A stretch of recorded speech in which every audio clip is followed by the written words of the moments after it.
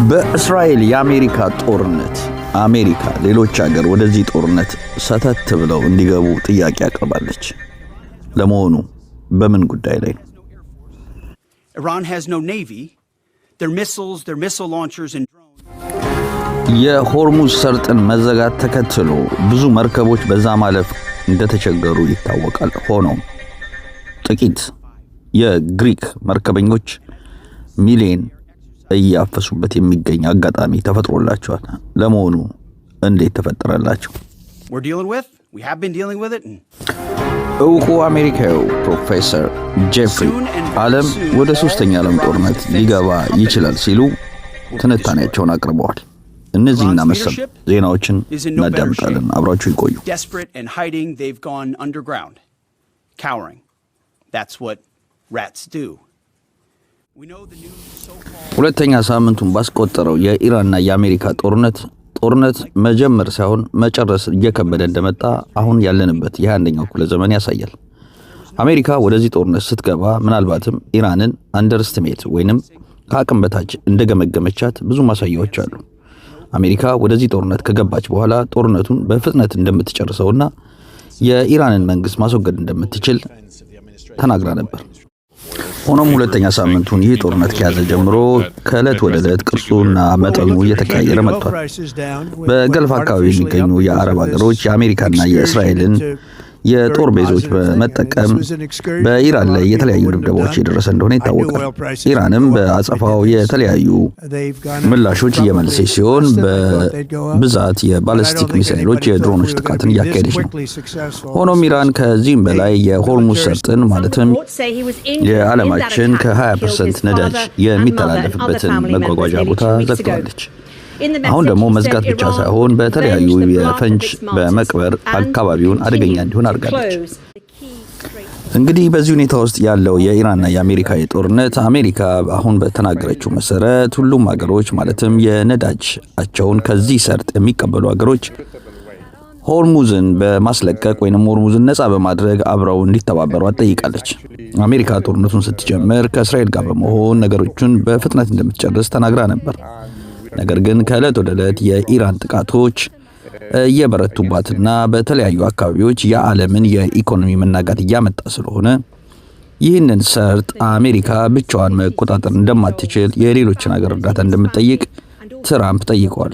ትራምፕ በትዊተር ገጻቸው ከመለመን ያልተናነሰ ጥያቄ ለተለያዩ ሀገሮች ያቀረቡ ሲሆን አብረን ተባብረን ይህንን ሰርጥ ነፃ የምናደርግበትን መንገድ መፍጠር አለብን ሲሉ ተናግረዋል።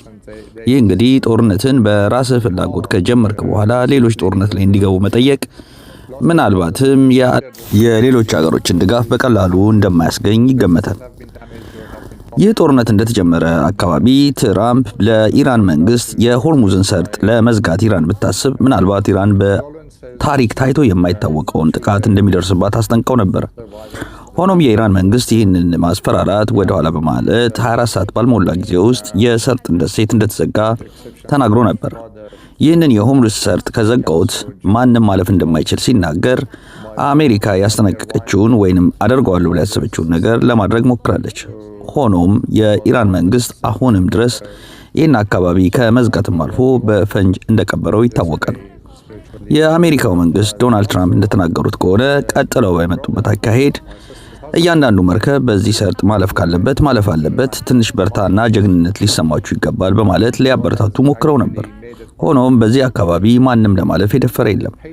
በመቀጠል ዶናልድ ትራምፕ ለመርከበኞችና ለመርከብ ድርጅቶች የኢንሹራንስ ሽፋን እንደሚሰጡና ማንም ሰው ማለፍ ቢፈልግ በወታደር የታጀበ ሽፋን እንደሚደረግለትና የኢንሹራንስም ሽፋን እንዳለው ተናግረው ነበር።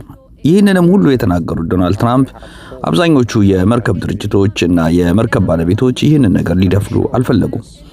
አሁን በስተመጨረሻ ዶናልድ ትራምፕ የሆርሙዝን አካባቢ ሌሎች ሀገሮችም እንዲረዱንና አብረን ይህንን አካባቢ ሴፍ ልናደርገው እንደምንችል ማሳየት አለብን በማለት የተለያዩ የዓለም ሀገራትን በመጠየቅ ወይንም በመለመን ላይ ይገኛሉ። እንግዲህ ዶናልድ ትራምፕ ይህንን ጦርነት እንደጀመሩት አካባቢ በቅርብ ጨርሰዋለን ያሉት ጦርነት ይህን ያህል ጊዜ እንደሚፈጅ ያወቁ ወይንም የገመቱ አይመስልም። ወይንም በኢራን በኩል ያለውን አቅም መገመት እንደተሳናቸው ወይንም አማካሪ እንዳልሰሙ ማሳያዎች ብዙ ነገሮች አሉ። ዶናልድ ትራምፕ ከዕለት ወደ ዕለት ያካሄዳቸውን ወይም ስትራቴጂያቸውን ሲቀያየሩ መመልከት አንዳንድ ጊዜ ሰውየው አማካሪ እውነት አላቸው ወይ እስከሚያስብል ድረስ አሜሪካ በእንደዚህ አይነት አመራር ውስጥ እንዴት ልትወርቅ ቻለች ብሎ መጠየቅ ተገቢ ነው ተብሎ ይገመታል። የአሜሪካና የእስራኤልን ጦርነት በኢራን ላይ የሚያደርጉትን የሚቃወሙት እውቁ ተመራማሪ አሜሪካዊ ጄፍሪ እንደሚናገሩት ከሆነ ትራምፕ ምንም አይነት ስትራቴጂ በኢራን ላይ እንደሌለውና በቂ የሆነ ጥናት እንዳላደረገ ይናገራሉ። እንደ ሰውየው ንግግር ከሆነ ትራምፕ ዓለምን ወደ ሶስተኛው ዓለም ጦርነት ሊመራት እንደሚችል በሐዘን ነበር ሲናገሩ ይነበር።